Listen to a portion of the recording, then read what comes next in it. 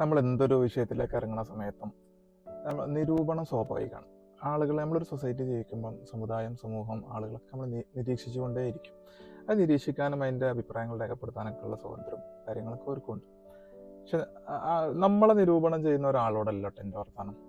നമ്മൾ ആരെങ്കിലും നിരൂപണം ചെയ്യുമ്പോൾ ശ്രദ്ധിക്കേണ്ട ഒന്ന് രണ്ട് സംഗതികൾ, ആരെങ്കിലും ശ്രദ്ധിക്കുമ്പോൾ ആരെങ്കിലും കുറിച്ച് എന്തെങ്കിലുമൊക്കെ പറയുമ്പോൾ ഹബീബിന് റസൂലുള്ളാഹി സ്വല്ലല്ലാഹു അലൈഹി വസല്ലം തങ്ങൾ പഠിപ്പിച്ചിട്ടുണ്ട്, അല്ലേ? ലാ യുഅ്മിനു അഹദുക്കും ഹത്താ യുഹിബ്ബ ലി അഖീഹി മാ യുഹിബ്ബു ലി നഫ്സിഹി. നമ്മൾ സ്വന്തത്തിന് എന്താകാൻ ആഗ്രഹിക്കുന്നുണ്ട്, എന്താവണം നമ്മൾ ഇഷ്ടപ്പെടുന്നുണ്ടോ, എൻ്റെ സഹോദരനും അത് ഇഷ്ടപ്പെടാത്ത കാലത്തോളം നമ്മളെ ഈമാന് പൂർത്തിയാവില്ല എന്നുള്ളതാണ്. ബാക്കിയുള്ള ഓരോ വിഷയത്തിലേക്ക് കയറി നമ്മൾ അഭിപ്രായമൊക്കെ പറയുമ്പോൾ നമ്മൾ ശ്രദ്ധിക്കുക, ഒരാൾ നമ്മളെ കുറിച്ച് എങ്ങനെ പറയുമ്പോൾ നമുക്കത് പിടിക്കുമോ എന്നുള്ളത്. നമ്മളെക്കുറിച്ച് ഒരാൾ ഏത് രീതിയിലുള്ള സമീപനം, ഏത് രീതിയിൽ നമ്മോട് പെരുമാറാൻ നമ്മൾ ആഗ്രഹിക്കുന്നുണ്ടോ അതുപോലെ തൻ്റെ സഹോദരനോടും പെരുമാറണം. അതാണ് അതിൻ്റെ ഐഡിയോളജി, അതാണ് ഇസ്ലാം പഠിപ്പിക്കുന്നത്. അപ്പോൾ അത്തരം നിരൂപണങ്ങൾ നമ്മൾ പോസിറ്റീവായിട്ട് എടുക്കണം. ഒരാൾ നമ്മൾ ഗുണകാംക്ഷയോട് കൂടിയിട്ടാണ് നിരൂപണം ചെയ്യുന്നുണ്ടെങ്കിൽ നമുക്ക് പെട്ടെന്ന് മനസ്സിലാവും.